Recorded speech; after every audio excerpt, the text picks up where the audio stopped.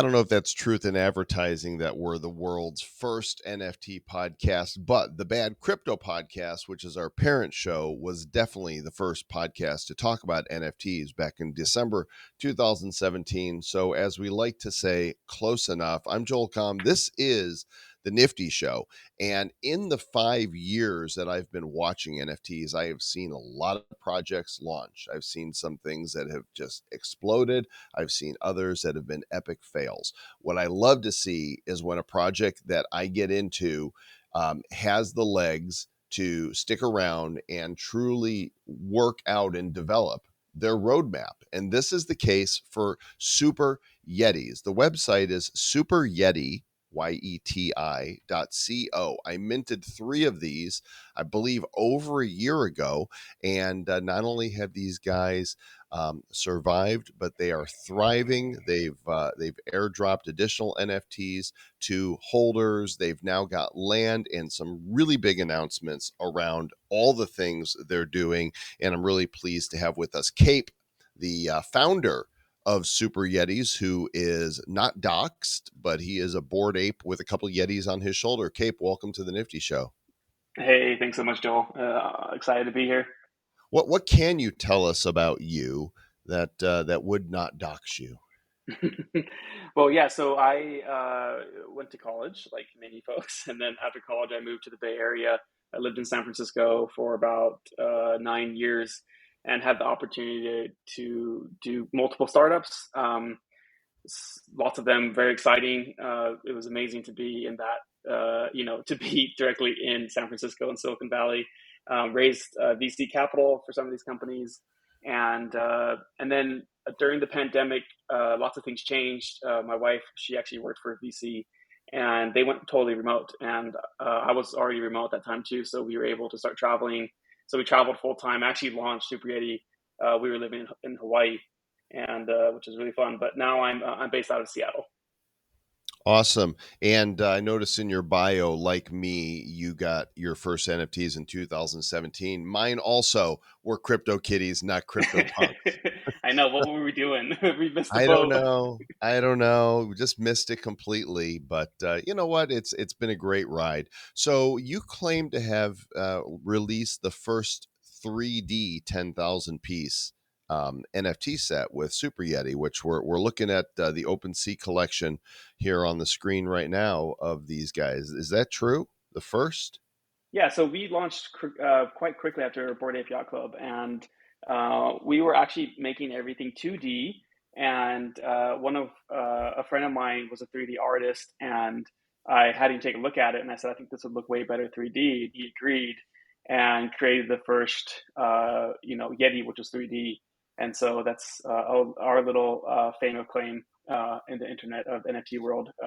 We were probably also the first like overly hyped project as well. I minted 3 of them at mint. I remember thinking, "Oh, these guys are cool." I mean, they're just fun. I'm 12 years old at heart, and I look at these and go, "These are just cute. They're fun. I want some." So I minted 3, and those of you watching the video version of the show, you can see them as I'm scrolling through here. The floor is very reasonable to get involved as of recording date 0.05 ETH on these. So what was the initial thought? Like, okay, we're going to release these Yetis. Were they just to be PFPs, or did you have a big vision from the beginning? I had a big vision. I think that was good, and maybe that was a little bit bad too. I was really excited around what Axie Infinity was doing at the time. I believed that there was just a huge opportunity for games, and so we did announce that we would quite quickly after launch we would be working on a game. Where we're at today is quite different, and we'll get there. But yeah, we did set off to not just be like a non-utility project. My past businesses, even though they were Web 2, I think in order to thrive and to grow and to be interesting, you do need to have an actual business and not just existing as a meme or whatever it is. So yeah, that was really important to me and the team when we launched. So what you did then is you did a free minting of another character, which I missed out on, by the way. I wasn't paying attention because I'm in too many Discords, and there was too many projects that I thought, well, I bought the PFP, but I'll never see these again. You created companion snow demons, and anybody that held a Yeti could mint a snow demon for gas only. And I think gas was so expensive back in February, a lot of people opted to not mint their snow demon. Yeah, it was in October of 2021, and we had the contract open for 4 weeks. The first 2 weeks, gas was just normal, and then the last 2 weeks it just went astronomical. And of course, we're all degens and wait till last minute. And so sadly, only like 2,500 of these little guys got minted. But we created them as a companion to Super Yeti. They're a little more feisty, they're a little bit more, maybe a little rough around the edges to protect the Yetis. We kind of saw the Yetis as the intelligent individual, but maybe a little soft. But yeah, so we had 2,500 of them. They were all a free mint. But the one thing that's always been interesting about the Snow Demon is that if you own a Snow Demon and you own a Super Yeti, then you could be able to incubate a third character, which we just started to roll out recently. Okay, so this is what brings us up to date here as far as the NFTs go, because if you go to the website at superyeti.co, you'll see Land Quarries. And we discovered that for every pair of Super Yeti and Snow Demon you had, you could mint a Land Quarry that would have one of these little incubators on it. That's going to lead to the next character. And so far, I think about 2,500 of these have been claimed, and people can mint them right now on the website. Even if you don't have a Super Yeti or a Snow Demon, you can mint the Land Quarry for 0.025 ETH. So what are these Land Quarries going to do? Yeah, the land quarries are really, we believe, a new take on land ownership in the NFT world. For us, like, we saw a lot of land that was buildable. You can take your land, you can build on it, but we were really driven on this idea around resources, to treat land as if they were like, a mine quarry. That's what we call it, in the land quarry. So basically, you have your land. It has a daily output per day that those resources are going out, and depending on which land you basically get, meaning like the one that you see on the screen is this super rare one. It's a black and purple. Those ones have a higher output, and so the higher output means that they have more resources. And then what that actually means is that as the higher output means that you create more resources, and then you can convert those resources into in-game NFTs.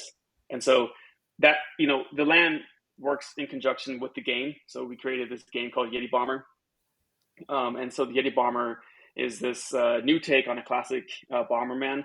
It's an MMO. It's a top-down game, and we can have like 20 people in the same room, throwing bombs at each other, trying to find a hidden key. But basically, our idea around land is that all of the in-game like bombs and the snowboards that make you move faster, they're all created by these resources. And so, in a way, it's kind of two games in one. The land creates the resources for the game.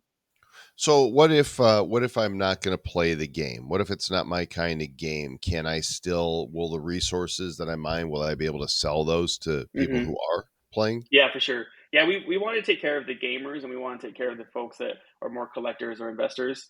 And so that's why we set up the two. We're the ones that for people who want to play the game, they can still earn and do different things. But then if you own the land, you can still basically earn resources from that land. We have a really smart economics people on our team, and they're actually doing a AMA soon to talk about all those, all the different, the way that the land works and all the intricacies of it, because it is quite complicated. But it is a way for people to still who don't want to play the game to be able to have rewards. So when will they start developing rewards, and when can those of us that are holding Yetis, Snow Demons, and Land incubate for this new character? So we're getting close-ish. We haven't announced a date. It was really important for us to launch with the game that was ready.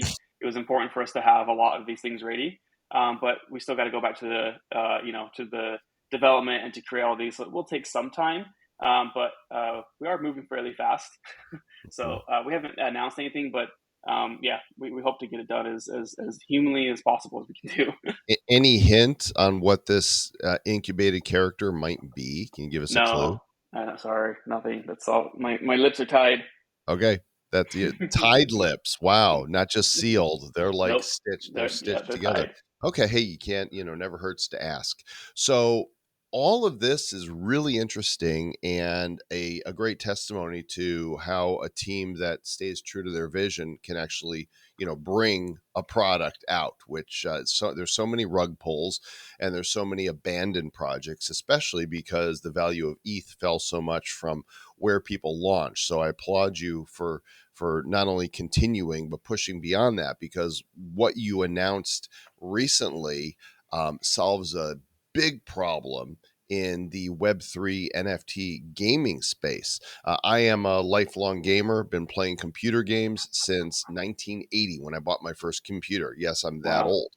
And been online dialing in at 300 baud since that same time. So I've been online for 42 years. I've seen it all. And one of the things that's really boomed in the gaming space are platforms where there are marketplaces that people can buy and download and play games. So Steam by Valve is the largest of those, and originally they built Steam so that they would have a platform for people to download and install Half-Life and their Team Fortress and their other games. And now we've got Epic with Fortnite, and they've got a store, but there is not a decentralized Web3 store yet. But you guys just announced that you are launching something called Seddona, Seddona.com with two D's. What is this? Yeah, it's a good segue into it. So we were working on Yeti Bomber. We were working on basically uh, there's so many 10K collections, and you're all trying to figure out ways that you can call it what you want, survive, be different, be unique. But like when we go and look at our Web 2 background, like our team was focused on product. We were focused on building software. And so this was a natural direction for us to go. And so as we were building this game, the developers, both the game developers and the blockchain developers, were really frustrated. They're like, okay, so like we build this game, but then what? Like there's no standard. There's no kind of like way to connect our Unity game into the blockchain. There's no game launcher. And so if you look at all of these, different play to earn games, they all have their own verticals. Meaning, if you want to go play Axie Infinity, it's an 8-step process. If you're not into crypto, so it's an 8-step process from going to buying ETH and with MetaMask, getting a Ronin wallet, buying your Axies, all these different things. And it's actually incredible that they had such success they had with the amount of friction that required to get into the game. Now, we believe that as time go on, more and more of these games will become more fun, they'll become more exciting, and that there needs to be an easier, streamlined way to play those games. And they should all be in one area where you can access them. So that's where Seddona comes in. We started creating this, like you said, like a Steam-like version for Web3. Basically, people can come. If you're a game developer, you can connect into our SDKs, means a software developer kit, and you can quickly start integrating your game. And then gamers have a very easy single sign-on. There's safety, much easier. You don't have to worry about having all these different islands where they go play their games. It's all in one place. And so yeah, we just released this last week. We're onboarding games as we speak, and the devs are working their little hearts out to get ready for our alpha launch, which is coming up in a couple months. Yeah, there's a place here on the website to submit your game if you are a developer. It says multi-chain, so I'm assuming this is all ERC, EVM type of projects. For example, if there's a game on Wax, is there a way to connect that as well, or is this just Polygon, Avalanche, Binance Smart Chain, Ethereum? So multi-chain is actually is very difficult. I think OpenSea is an interesting example where they were how long, only on Ethereum, and it took Right. them how long to get onto Polygon and to get onto Solana. So it is very difficult, but I think that if you integrate that in the beginning of your stack flow of development, not that it's easier, but it becomes more of a process-oriented development. A lot of our team comes from this company called BitGo, and BitGo is famous for multi-chain custodial systems. Mm-hmm. And so they really feel that this is a strong point where we can lean into. So our first one is obviously Ethereum, and then we're working with the other L1s and L2s to determine like kind of who's going to be the next ones. So it'll be interesting to see who's our second and third. But we are focusing on the bigger chains at first, and then slowly we'll start getting all of them on there.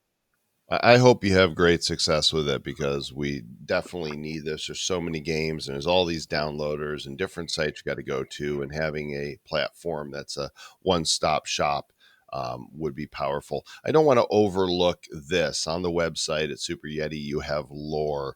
Can you kind of sum up for us the lore of who, these Yeti, where they come from, without having to read this right now? You guys can go read it whatever you want. Yeah, so lore it's an important part of telling the story of Super Yeti, and the short end of it is that the Super Yetis were this advanced species, in the way they crash landed into the Earth, and there was this portal between where they lived and where us humans lived, and so they would have this kind of like symbiotic relationship with humans, and this pink mana, which is basically what sourced and fueled their great technology. But also was a source of food and all for them too. So a lot of these, the pink mana and the portal, and a lot of these different things play in very well into our game of the Yeti Bomber, because a lot of those are connected into them. So as we continue to develop more, characters and all that, it all kind of comes back to this lore. Awesome. Well, I encourage everybody, not financial advice, go check these out. Super Yeti OG is the collection on OpenSea. Maybe you can get OpenSea to list the Snow Demons on the page. Yeah, too. We're working to get them all into the same one. It's been a bit tricky working with them.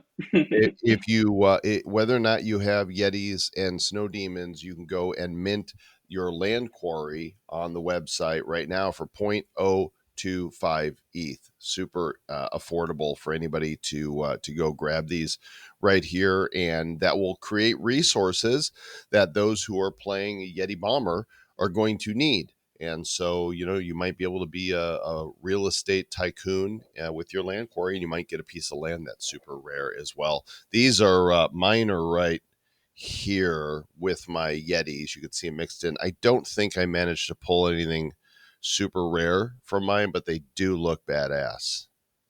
They look super cool. And there's my Yetis. These three here. These are my three OGs. These are the ones that I picked up mint week. And I'm not sure how this guy got in here. He's a floatee, but his name is Yeti. So that's how he showed up for Yetis. Cape, man, I wish you the very best with this project, and really looking forward to watching it unfold some more. Yeah, appreciate you having me on the show. All righty. Well, there you go, guys. It's always refreshing to revisit a project into the future, a year past, and all of this has happened.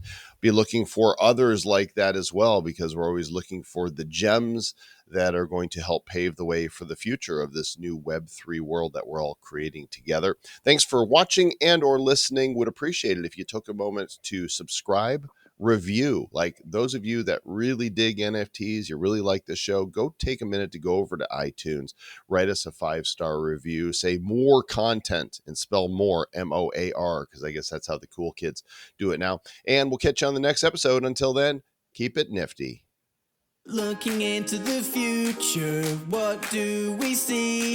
It's lined with digital collectibles, we call them NFTs. Games, trading cards, digital art, and those crypto kitties. Joel and Zach are the hosts, you'll know. Joel and Zach say this will blow. They're locked and loaded, so ready, set, go! It's the Nifty, really kind of spiffy.